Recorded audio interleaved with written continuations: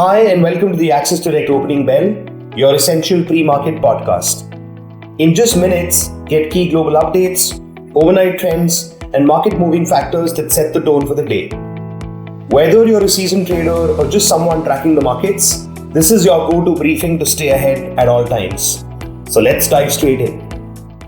Good morning on a Tuesday, and we will start with US stocks, which powered to new record highs, with the S&P 500 rising 0.5% and the Nasdaq 100 gaining 0.8%, notching a ninth straight closing record.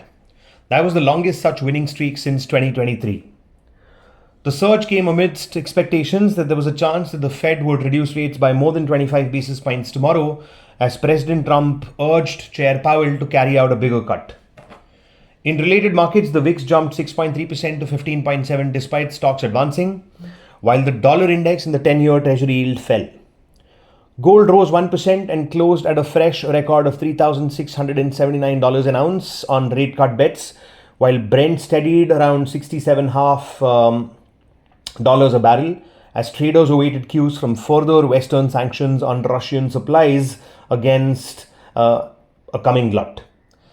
Elsewhere, the rupee rose and closed at 88.21 on hopes that some sort of a trade deal will be struck between India and the US. Meanwhile, data showed that India's trade deficit narrowed to $26.5 billion in August from $27.35 billion a month earlier.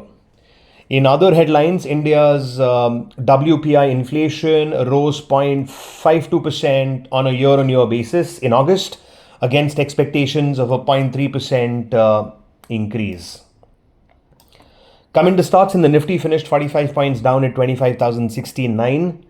The India VIX rose 2.7% to settle at 10.4. Mid-caps and small caps gained. 7 of the 12 NSE sectors rose, with real estate and PSU banks rising 2.4% and 0.6% respectively. Pharma fell the most, sliding 0.6%. 3 stocks rose for every 2 that fell on the NSE 500. Jio Financial was the best performer on the Nifty, gaining 1.3%, while Asian Paints was the biggest loser as it dropped 1.7%. Technically speaking, yesterday's drop completed a bearish engulfing formation and a tweezer top at the same time, so that makes 25,139 a notable near-term upside hurdle, followed by the critical 25,243 level. Near-term support sits at 24,878.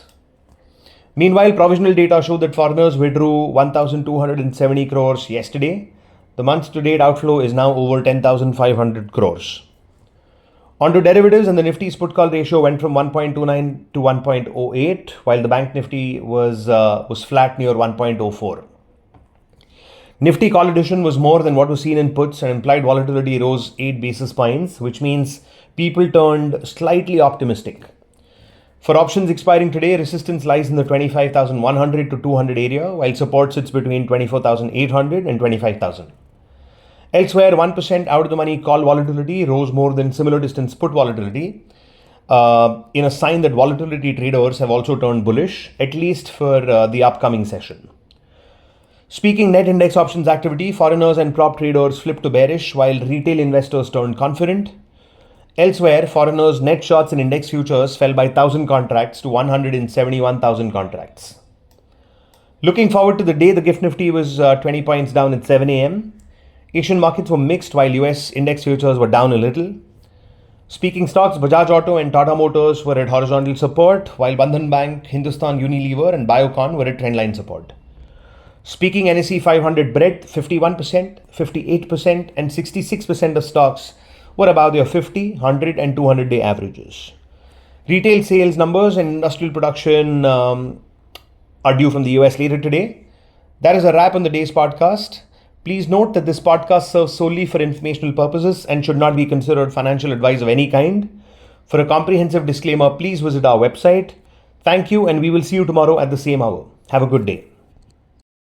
Investments in securities market are subject to market risks. Read all the related documents carefully before investing.